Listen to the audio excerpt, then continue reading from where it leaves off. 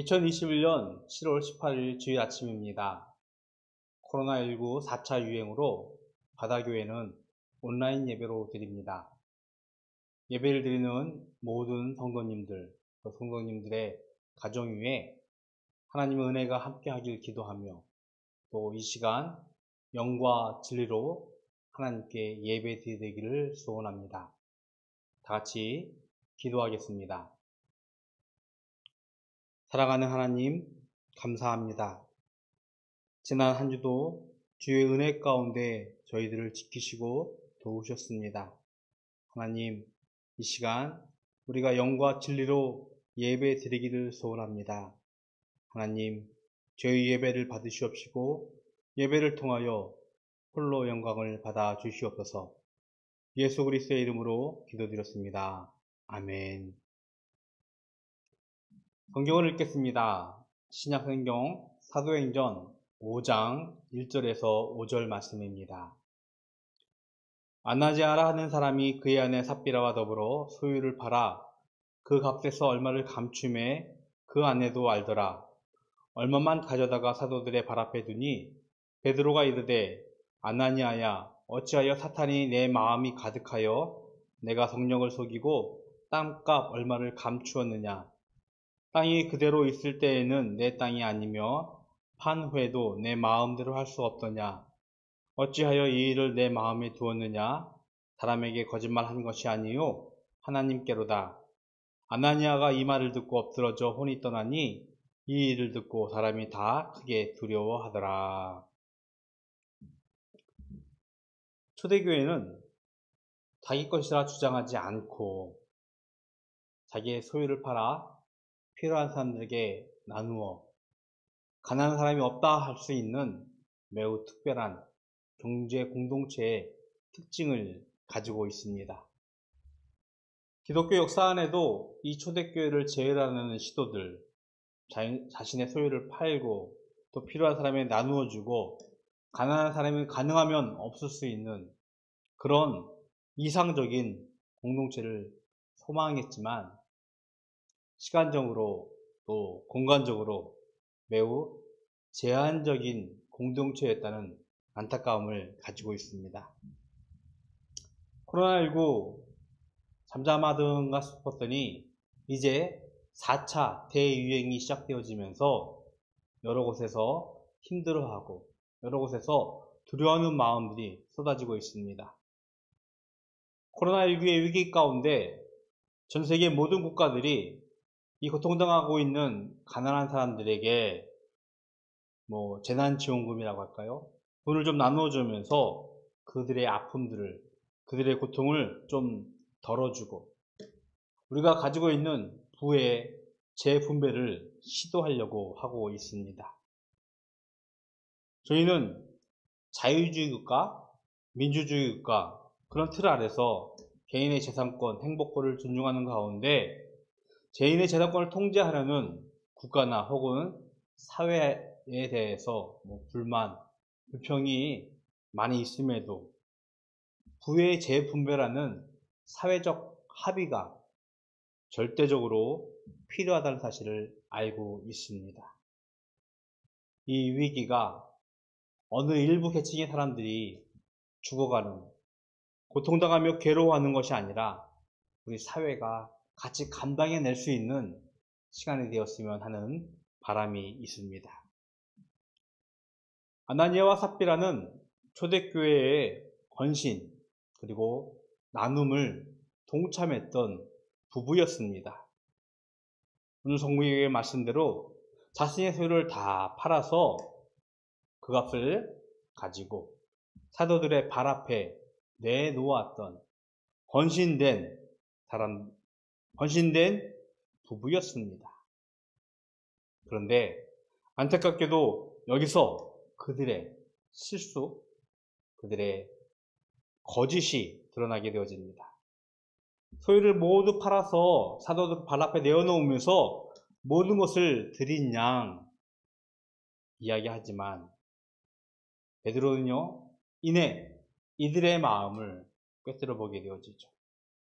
아나니아의 마음을 알아차리고 사탄이 가득하여 성령을 속이고 땅값 얼마를 감췄느냐라고 묻게 되어집니다. 이 말씀을 읽을 때마다 베드로를 흠칫 사모할 때가 있어요. 물론 여러 곳에서 베드로의 모습이 부럽기도 하죠. 그런데 저도 목사로서 이런 생각을 해봅니다. 마음을 깨뜨려 볼 수 있는, 요즘 어린이들 말로는 독심술이라고 하죠. 그런 것이 있으면 얼마나 좋을까. 물론 삶을 살다 보니까 어린아이가 거짓말하는 것, 아니면 그 상황에 적절치 않는 이야기하는 어떤 상대편의 마음을 엿볼 수는 있어요. 하지만 오늘 아나니아의 마음을, 혹은 위에 나오는 삽비라의 마음을 깨뜨려 볼 수 있는 마음은 저에게는 없는 것 같습니다. 개인적으로 사람의 마음을 깨뜨려 본 적은 저는 단 한 번도 없었어요. 그저 그의 말을 신뢰하고 그의 말을 믿었고, 가능하면 그 상황을 받아들이려고 했던 저의 모습이 기억이 나네요. 하지만 분명한 것은 베드로는 아나니아의 마음을, 삽비라의 마음을 성령에 힘입어 보게 되어집니다. 인격적인 하나님은요, 절대로 나의 마음을 어떤 이들에게 노출시키지 않습니다. 하나님만 나의 마음을 아시고 나와 관계하기를 원하고 계십니다. 베드로에게 주어졌던 이 능력은요, 단언컨대 초대교회에게 주어졌던 어떤 제한적인 하나님의 능력이 아니었을까라는 생각을 저는 하게 되어집니다. 아나니아 삽비라를 통해서 저는 이런 생각을 해보게 되어집니다. 어디까지 우리가 헌신을 해야 하는지, 어디까지 우리가 하나님께 헌금을 드려야 하는지라는 질문을 하게 되어집니다. 그런데요, 분명한 것 하나는 있는 것 같습니다. 헌신을 작정하고 결단할 때 즉시 실행해야 한다는 것입니다. 저도 그런 경험 했어요. 이만큼 내가 하나님께 헌신해야지, 이만큼 하나님께 충성해야지 라고 하고 있는데, 시간이 지나면서요, 즉시 행하지 않으면 시간이 지나면서 제 마음속에 저 깊은 곳에서 제 탐심이 올라오더라고요. 글쎄, 이건 좀 아깝지 않아? 이만큼보다는 이만큼 좀 이게 변하는 것을 제 스스로 느꼈습니다. 시간이 지나면서 아깝다는 생각이 드는 것에 인간의 본성의 욕심인 것 같아요. 아나니아와 삽비라는요, 초대교회가 나누었던 그 모습이 너무나 좋았을 것이고, 그 헌신, 그 나눔에 대해서 기꺼이 동의했을 것입니다. 그리고 참여했을 것입니다. 그런데 시간이 지나면서 그들의 욕심이, 본연의 모습이, 탐심이 올라왔습니다. 이윽고 성령을 속이게 되어진 것이죠. 우리가 읽은 말씀에서는 아나니아가 그 자리에서 하나님께 심판을 받고 혼이 떠나는, 즉 죽음의 심판을 받게 되어집니다. 좀 후에도 읽어보면 삽비라가 좀 나중에 들어와서 자신의 남편의 죽음을 모른 채 남편과 동일하게 했다가 그 자리에서 또 다시 죽음을 당하는, 심판을 당하는 모습을 읽을 수 있습니다.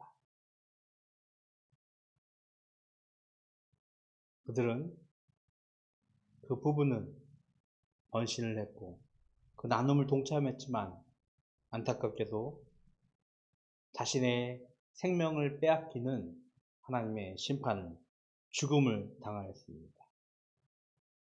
그 이유는요, 모든 사람이 가지고 있는 탐심은 부정할 수 없어요.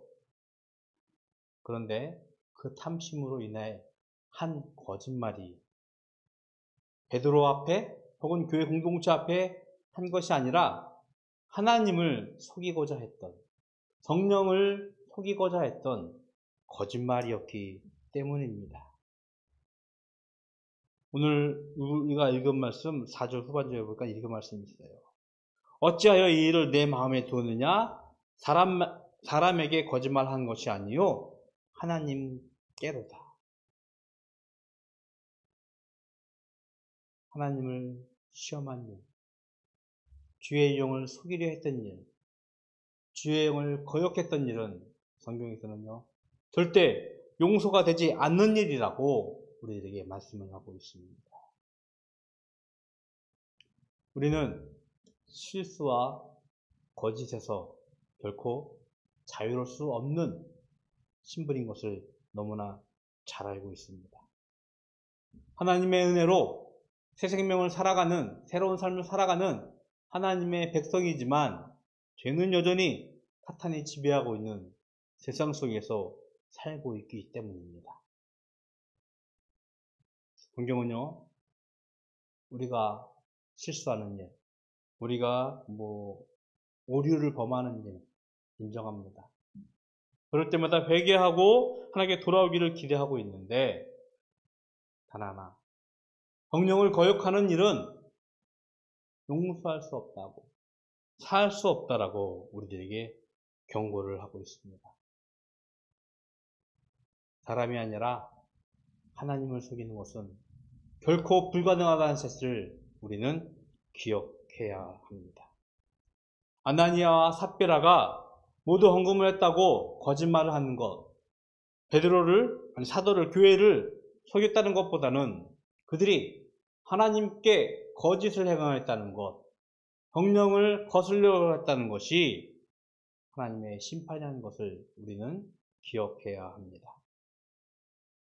헌금은요, 교회가, 목사가 받는 것이 아니에요.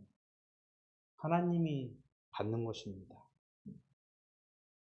물론 일부 교회의 지도자들이 그들의 탐심으로 헌금을 오용하고 혹은 남용하는 심각한 범죄는 우리는 반드시 경계하고 철퇴되어야 합니다. 이것을 제외한다면 우리가 드리는 헌금은요, 인간에게, 교회에게 드린 것이 아니라, 교회당에게 드린 것이 아니라 하나님께 드렸다는 사실을 우리는 기억해야 하는 것입니다. 그래서 예수님은 말씀하셨어요. 성전함에 있는 헌금함에 넣는 과부의 두 렛돈이 그 어느 누구보다 넣은 헌금보다 가장 큰 헌금이라고 말씀하셨습니다. 아나니아 삽비라는요, 자신의 모든 것을 드린 것 양 이야기했지만 실제로는 그렇지 않았습니다. 하나님을 속이려고 했기 때문에, 성령을 거스르려고 했기 때문에 하나님의 심판 앞에 설 수밖에 없었다는 것입니다. 하나님께 약속한 우리의 마음을, 우리의 결단을 이룰 수 있기를 축복드립니다. 하나님은요, 우리의 마음을 보시는 분이에요. 우리가 하나님께 결단하고 결정했다면 즉각 이행하십시오. 하나님은 그것으로 인해서 기뻐하실 것이고, 그것으로 인하여서 하나님의 일을 우리 가운데 이루실 것입니다. 우리의 마음은요, 결코 다른 이에게 드러낼 수 없습니다. 하지만 기억하십시오.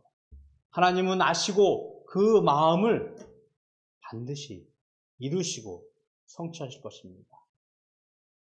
우리가 하나님 앞에 결단하고 하나님의 은혜로 살아가는 것에 대해서 감사할 수 있는 이번 한 주 될 수 있기를 주님의 이름으로 축복을 드리겠습니다.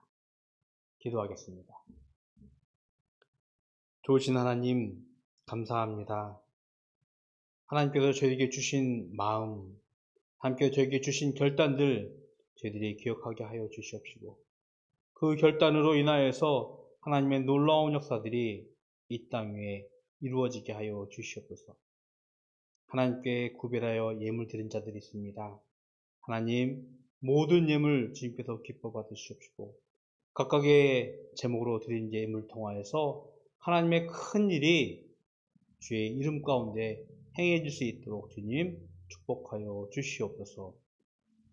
예수 그리스도의 이름으로 기도드렸습니다. 아멘.